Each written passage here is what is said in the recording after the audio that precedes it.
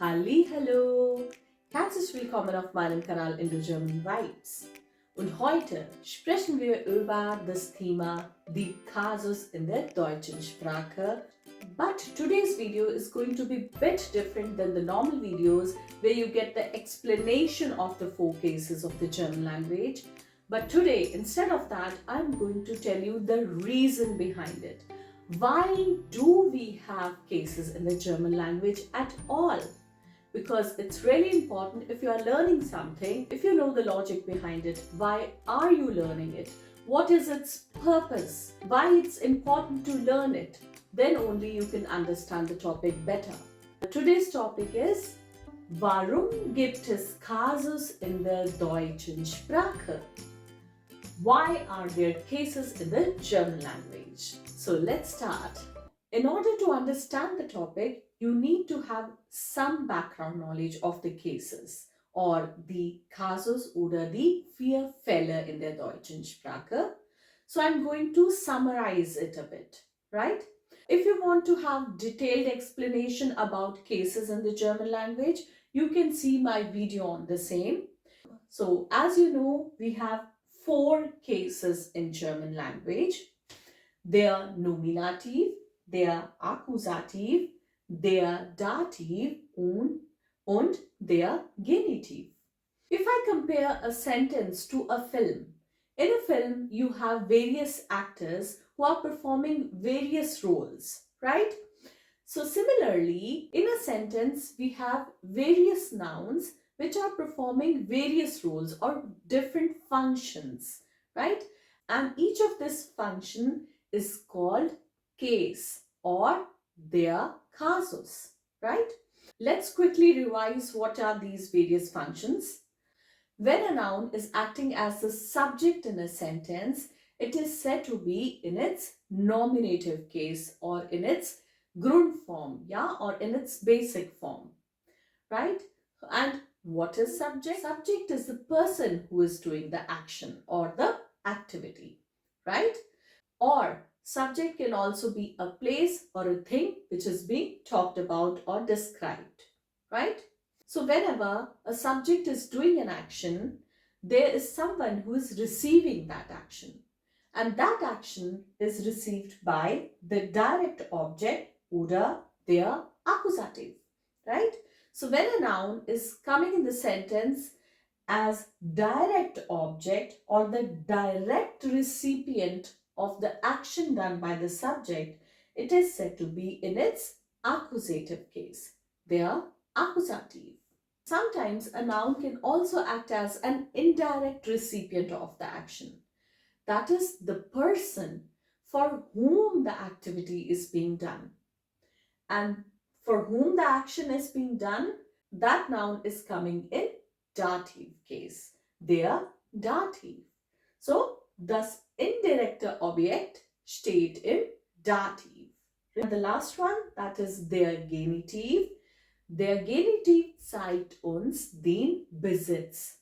So, it tells us about whom does someone or something belongs to, right? Who is the owner of something. In order to understand the purpose of having cases in the German language, let's at first compare German with English language so that we can have an idea how the cases function in other languages. So, in the modern day English, we just have three cases. Just three cases. And these are subjective case, objective case, and possessive case. And if I use the old terminology, the nominative case, the accusative case, and the genitive case. Whereas in Deutsch oder German, we have four cases, and that you already know, der Nominativ, der Akkusativ, der Dativ und der Genitiv, right? In the English language, both the direct and the indirect objects, they are covered under objective case.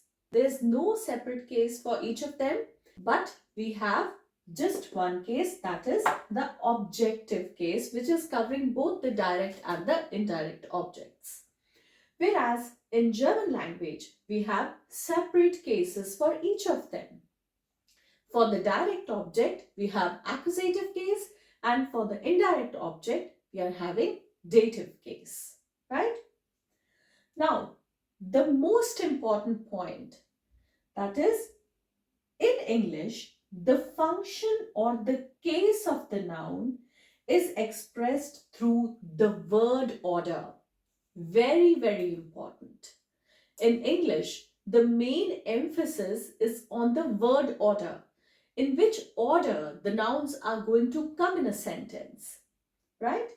So, the function or the case is mostly represented through word order. That's why you often don't hear such terminology about cases in English, because in that the word order is more important, right?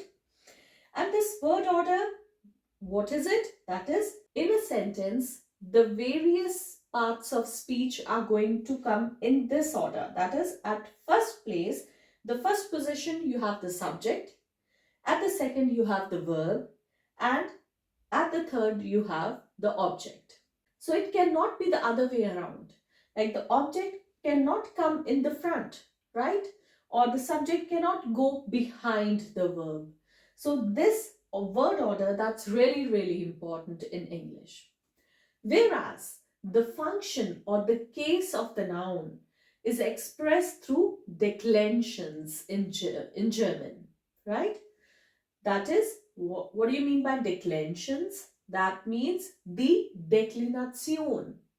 And what is Deklination? That is, the Deklination is the changing of the articles and the adjective endings in front of the respective nouns. That is, when there changes to den in Akkusativ, and to them in Dative, and to des in Genitiv. And that is where these boring tables come in action, right? Which you find in your textbooks. So the function of the noun or the case is expressed through the Deklination or the declensions in German. So in German, the order of the nouns in the sentence is not important. It's not important at all. More important is the declensions. That is the main point through which the case of the noun or the function of the noun is expressed. So the word order is not important. Instead, the declensions or the Deklination does the main work. And on the other hand, English, the word order is most important. So here there are no declensions, there's no declination, right? So the articles remain the same. The remains the, remains and remains and. So there is no such change. Let's understand this better with the help of an example. So here I've written a sentence. Der Mann schenkt der Frau einen Blumenstrauß. Der Mann schenkt der Frau einen Blumenstrauß. The man is gifting the lady a bouquet, right? So in this sentence, der Mann is the subject, schenkt verb, einen Blumenstrauß is the direct object because the man is taking the bouquet and giving it to someone, right? So the direct action is being done by the man on the bouquet and it is being given to someone, and that someone is the indirect object, in this case die Frau, right? So here einen Blumenstrauß is Akkusativ Objekt oder das direct Objekt. So as the Blumenstrauß has the article der and the indefinite article ein, so it's going to be changed in its accusative form. So normalerweise, so normally there changes to den, and in indefinite article it changes to einen. Einen. So here the change of the article from ein to einen is signifying that this is the direct object or the accusative object. And further, der Frau is the dative object or the indirect object because she is someone who is receiving the bouquet, right? So here too we can see Frau normally has the article die Frau. So the article die changes to der in Dativ. So here der Frau is representing that she is the indirect object or the dative object. This is how the declensions work in German.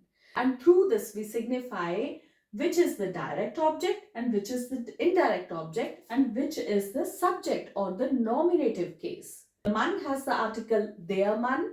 So because it is in its nominative case, it's acting as a subject, it's remaining the same. Einen Blumenstrauß, direct object, der Frau, indirect object oder dative object. So let's see its equivalent sentence in English. The man is gifting the lady a bouquet, right? So here the word order is really important. Now let's see what happens to both of these sentences in English and German if I change the word order, right? Let's see. So let's read the German sentence first. Einen Blumenstrauß schenkt der Mann der Frau. So because of the articles einen, der und der Frau, so here too we can recognize who is the subject, der Mann, because he is the one who has retained its article. So that means that is the subject, right? And einen Blumenstrauß, so here the declination from ein to einen, again it's signifying, it's signaling that this is the direct object or the accusative object.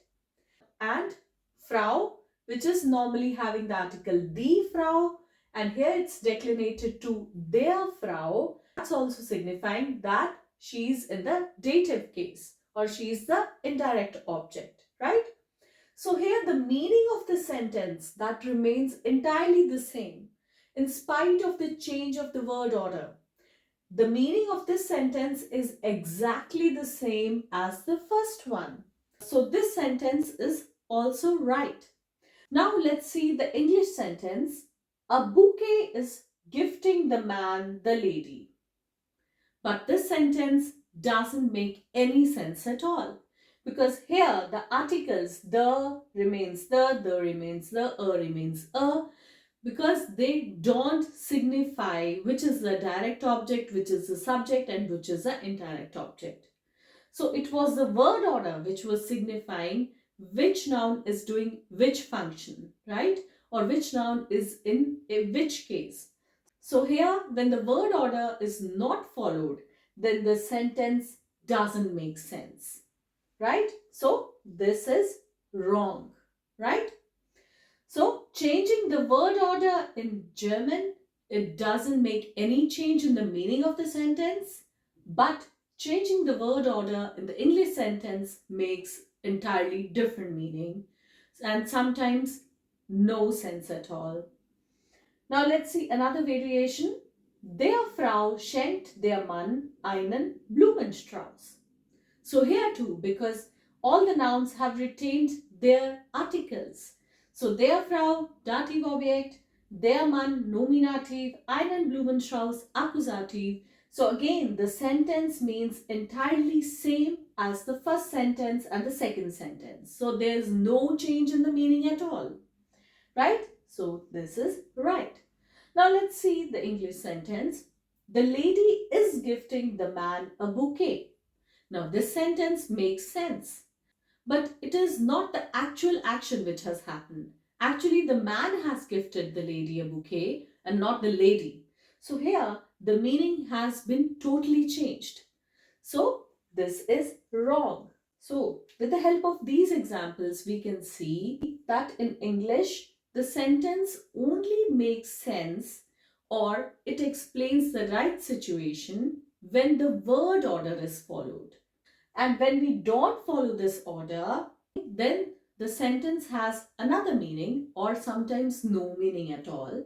But in German, when we change the order of the word, it doesn't change the meaning of the sentence.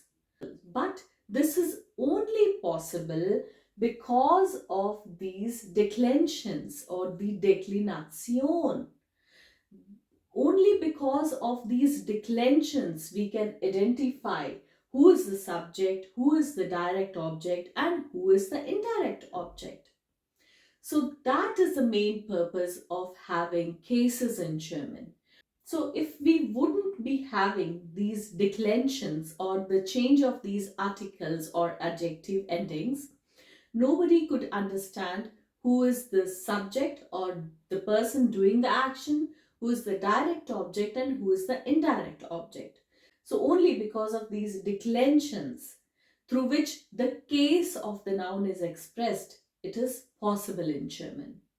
So all this flexibility of changing the word order is coming only because of the cases in German. So that was everything about why are there cases in the German language. I hope you understood the answer too. Then see you in my next video. Till then, tschüss, bis zum nächsten Mal.